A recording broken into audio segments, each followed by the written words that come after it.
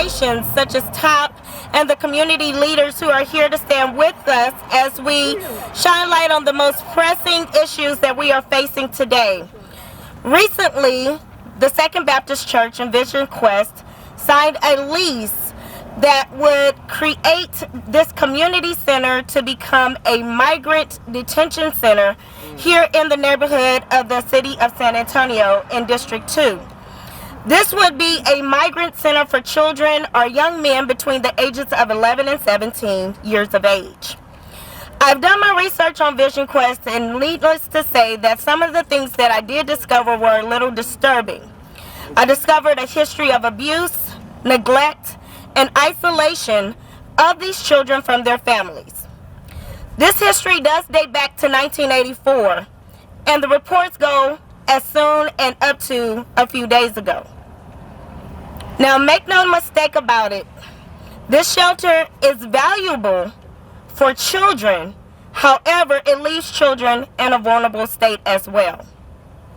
This migrant detention center is being proposed as a transitional center.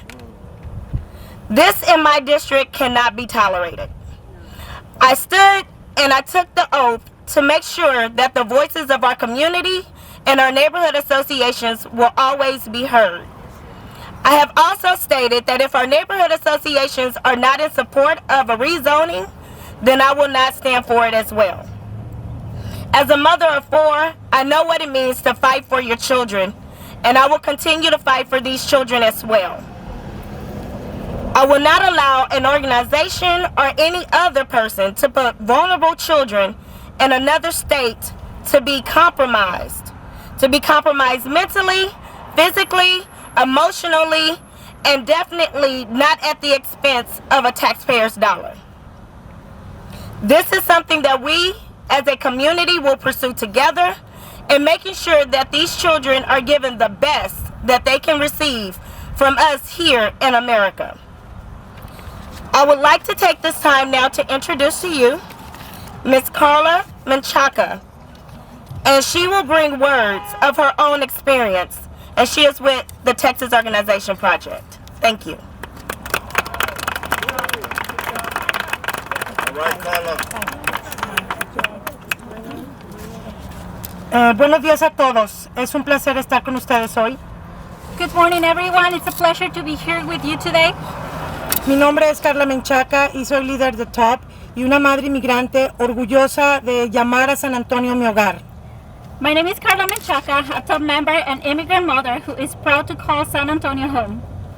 Organizamos comunidades latinas y de color en los condados de Dallas, Harris y Bexar con el objetivo de transformar Texas en un estado donde los trabajadores de color y los latinos tengan el poder de representación que merecen. We organize Black and Latino communities in Dallas, Harris, and Bexar counties with the goal of transforming Texas into a state where working people of color have the power and representation they deserve. Estoy aquí con mis compañeros miembros de TOP para pedir a la ciudad de San Antonio que hagan todo lo que esté a su alcance para evitar que se abra un nuevo centro de detención donde niños serán encarcelados. Voten no a la rezonificación de esta área para permitirles operar. And I'm here with my fellow TOP members to urge the city of San Antonio to do all within its power to stop this new private children detention center from opening and to vote no to the rezoning request that will allow them to operate. Realmente me disgusta. Es una vergüenza que un centro de detención de niños con fines de lucro pueda ser una realidad en nuestra ciudad. La compañía Vision Quest tiene una historia terrible de violaciones incluidas en denuncias de abuso físico, emocional y verbal hacia niños en estas instalaciones. It surely disgusts me that a for-profit child detention center could soon be a reality in our city. The company, Vision Quest, has a terrible history of violations, including allegations of physical, emotional, and verbal abuse toward children in their facilities. Como madre emigrante, como miembro de esta comunidad, estoy avergonzada y horrorizada que esto suceda en San Antonio. As an immigrant mother and as a member of this community, I am embarrassed and I am appalled that this is happening here in San Antonio. Espero que ustedes también lo estén. Espero tener su apoyo en esta opinión. ¿Confiarían en una compañía de este tipo para cuidar a sus niños? Yo no. And I hope that you all are too. Would you trust this company to look after your children? Because I wouldn't. En 2007, un artículo de noticias mencionó cómo en el estado de New Jersey suspendieron administraciones a un programa de Vision Quest porque tenía en riesgo la seguridad y bienestar de muchos niños bajo su custodia. In 2007, a news article mentions how the state of New Jersey suspended admissions to Vision Quest program because it placed the safety, well-being, and general welfare of children in the facility's care at risk. Esta identidad simplemente no se puede confiar. This entity simply cannot be trusted. No podemos confiar en ningún presidente ni su administración que temorice, deshumanice a los inmigrantes y separe a nuestras comunidades. Furthermore, we cannot trust this president and this administration, especially with all he has said and done to demonize and dehumanize immigrants and people of color.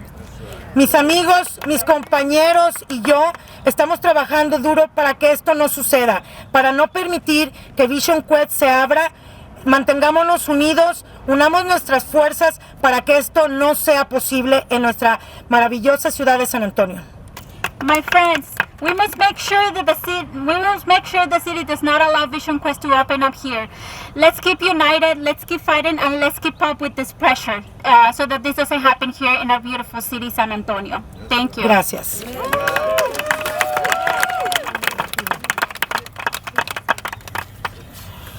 Thank you, Carla. Would like to call Alex Bernal from Move, Texas.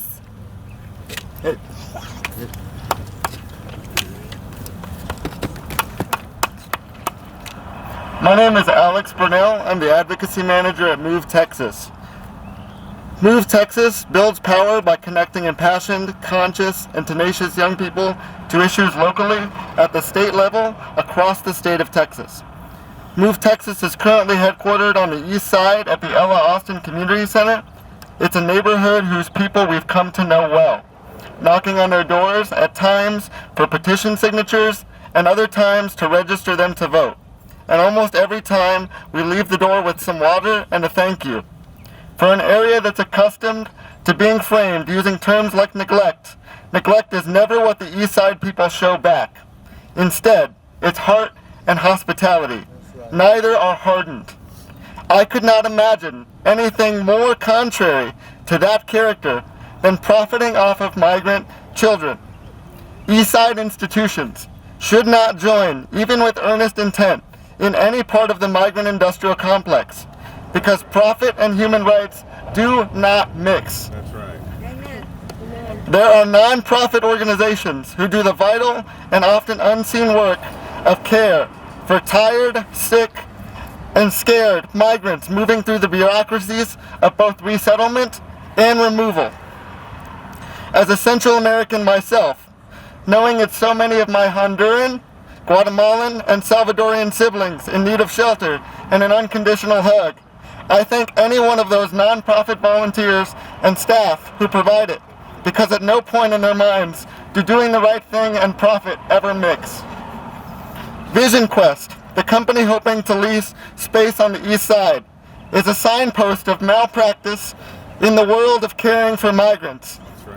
In Philadelphia, a Vision Quest facility was shut down in 2017 after state inspectors documented incidents of staff physically and emotionally abusing children in their care. Employees there complained of too few beds and paltry professional training that led to the facility being a hostile environment. One employee at that location is quoted as saying, "It's not safe for us right now," said a youth care worker currently employed by the company. "How could it possibly be safe for the kids?" Imagine traveling through the harrowing circumstances that we've read about. Trains that smash your limbs. Gangs that threaten you and your family. Coyotes that traffic you. And deserts barren of water with terrain unforgiving to human life. Only to be received by a service provider that abuses you and profits while doing it. Allowing that in our community, in any community, would be an indelible moral blemish on our city. Move Texas, as a member of the community, as an ally to people for whom borders represent violence, oppose this move, and we oppose the zoning that would make it possible. Thank you. All right.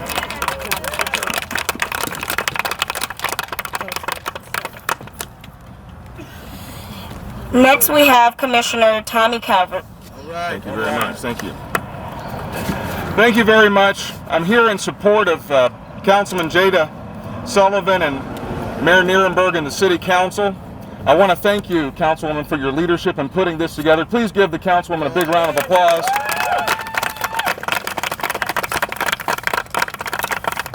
On January 6, 2015, I raised my right hand and swore an oath to defend the Constitution of the United States, so help me God.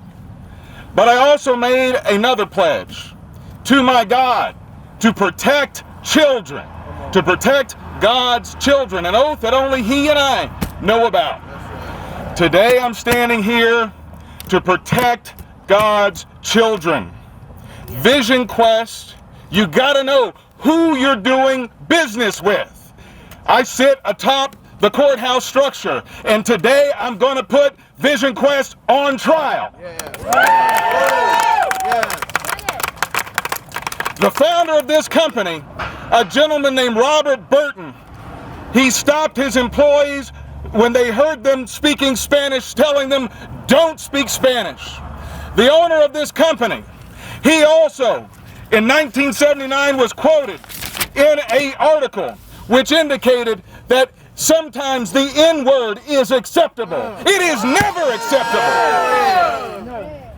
This company that he founded and they lead, Vision Quest, subjected young people to physicals where they were pushed against walls, pushed down onto the floor, twisted their arms, twisted their legs. Girls were bruised, they were swollen, and they were limping.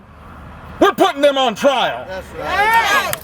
The military investigated Vision Quest. They put witnesses under oath. They talked in the military report about physical and psychological harm, intimidating environment produced by Vision Quest.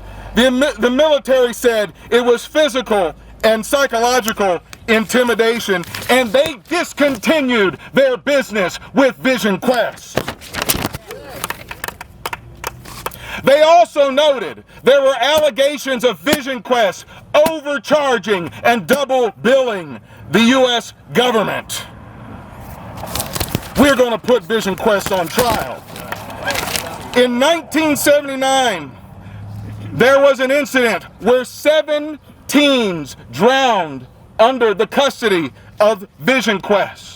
Their spirit is here with us today. They may not have had full justice, but in San Antonio, the city of St. Anthony that holds the baby Jesus, will put them on trial today. In 1984, a mentally disabled person was sexually assaulted, a Vision Quest teen sexually assaulted, and there was a murder of a woman whose body was found on Vision Quest property. We don't want that kind of partner in this community. A child died in 1984 at their hands as a result of forced labor. The child pleaded. He said, I can't do it. And he died of rigor mortis. In 2007, Vision Quest State Director for Arizona was prosecuted for carrying over 5 kilograms of cocaine from Arizona to New Jersey.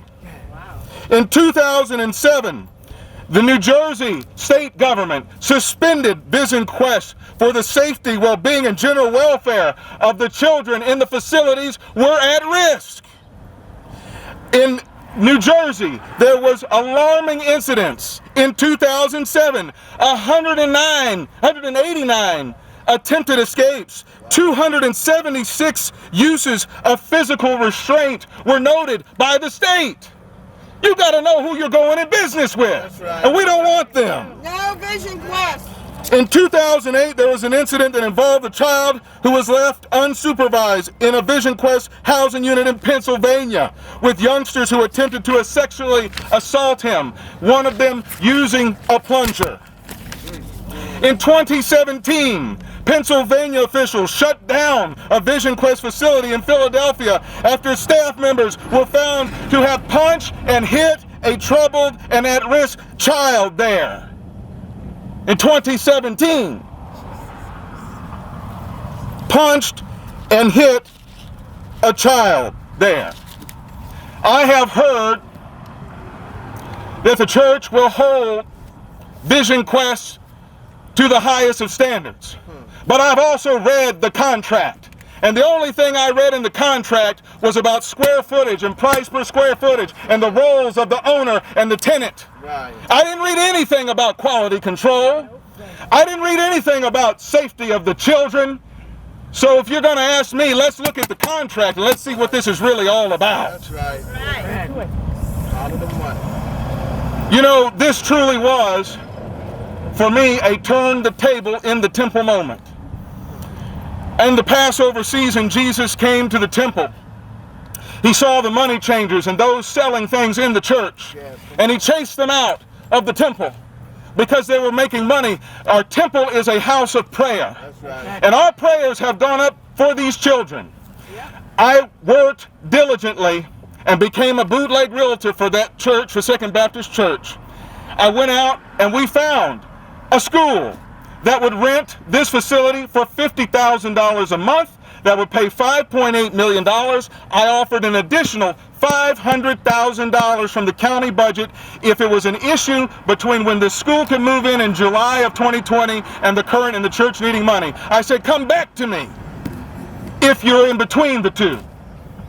We scheduled the meeting because there was misunderstanding between the school and the church about the lease agreement.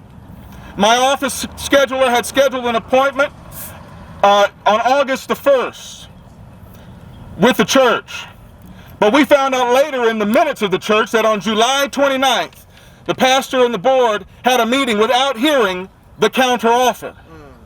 The original offer, because when you spec out a building from time to time, you may have to reconfigure the building to meet your tenant's needs.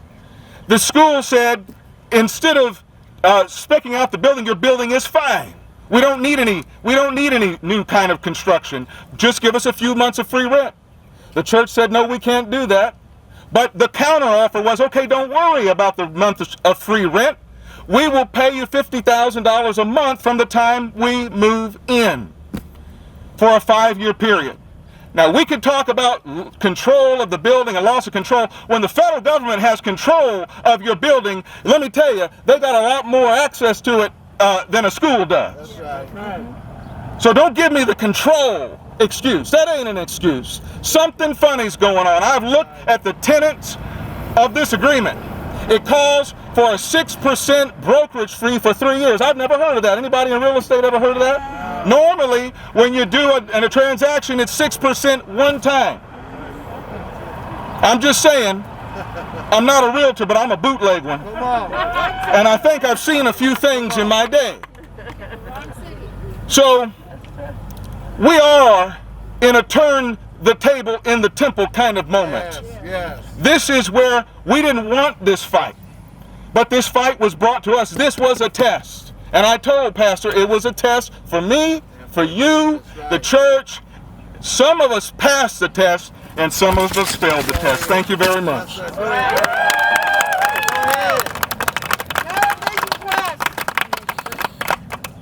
Our last and final speaker, we have the Reverend Dr. Helen T. Bozier. I have been a volunteer with the chaplain with the children and the families since 2014. I was a volunteer with an art ministry that was completely free, funded by all donations at the Geo Carnes for-profit center. I used to get grief from some people saying, oh, you're in there siding with the enemy. Because I was going in as a volunteer pastor with the love of God in Jesus Christ to love on the mothers and the children. But there were some people that said, no, you're siding with the enemy. So I had a discernment time with one of my mentor pastors, and he said, Helen, you cross the line when you do it for money. That's right. Second Baptist Church has crossed the line. They're doing it to pay off their mortgage. Amen. Go ahead. Follow the money. Follow the money. And to close us out, we will have Miss Renee Watson. She is a resident of the Willow Park area, and she does work for the county of Bear as well. And so we will have her give the closing remarks as a concerned neighborhood resident. Thank you. Thank you, Councilwoman. This issue is very personal. I have lived in this community for more than 50 years. I was a Girl Scout at Second Baptist. Imagine that. I received my fundamentals and a lot of training from Reverend S.H. James. I know Reverend Jemison. So this project seemed to be moving along very quietly. And when I heard about it, because the Neighborhood Association meets, Mr. Dickerson, he is the president of the Neighborhood Association. My mother came home one day and she said, what's that facility they're going to be putting them immigrant kids in? She's 84 years old. I said, what are you talking about?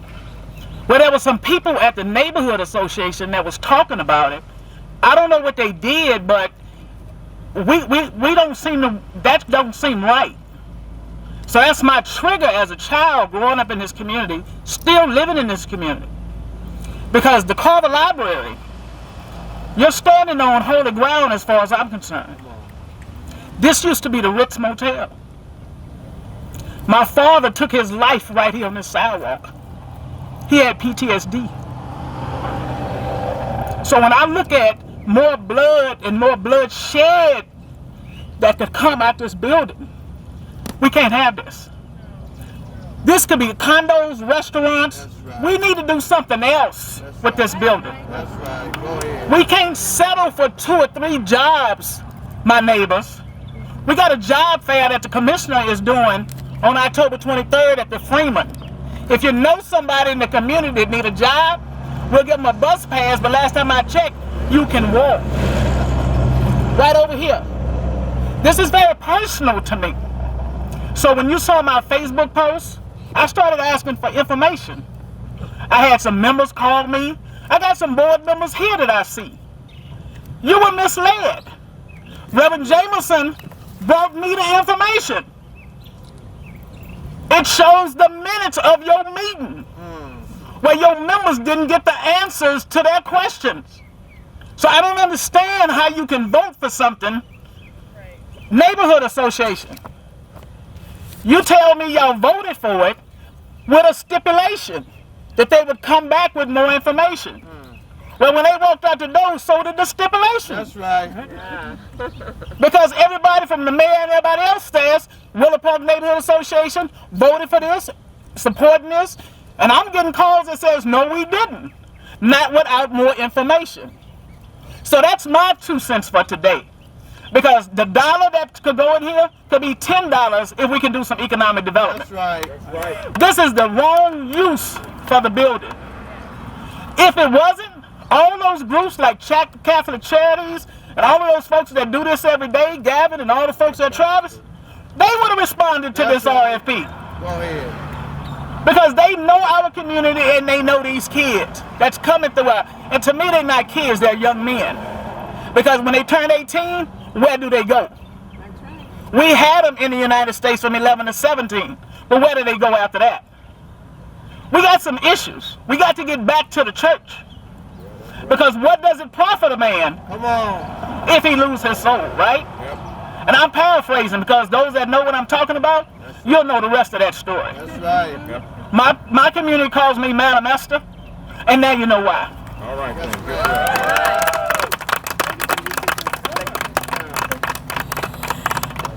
I know I told you that she was going to be our last, but for me, it's making sure that every voice is heard.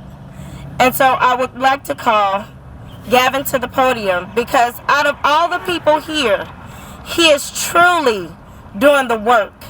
And he has opened his doors to over 20,000 people to sleep, to eat, to rest.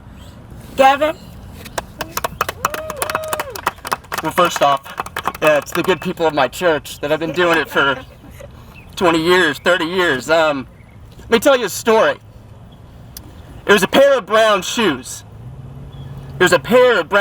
I was on top of an 18-wheeler traveling in Mexico with the migrant caravan, and I was in a dangerous situation. And I didn't really have a safe place to sit, but I was on the edge of that top of that truck, and all of a sudden a pair of brown shoes wrapped around me. Kept me tight. Now, it's a very awkward way to meet somebody, but I reached around, and I looked around, and I saw this guy. And he said to me in Spanish, I got you. You're safe. And then we all started linking arms and linking hands. We kept each other safe. So on the other side of the border, that's my goal. I want to look at every person and say, we got you. That's right. We don't got you for profit. That's right. We don't got you for gain. Come on. We got you for love and to keep you truly safe. And that's what we need to do in this community. That's what all faith-based organizations should strive to do. A for-profit shelter and detention center is immoral and it's not righteous. We can do better. We pray for better. And I know Second Baptist Church is better. Thanks. All right.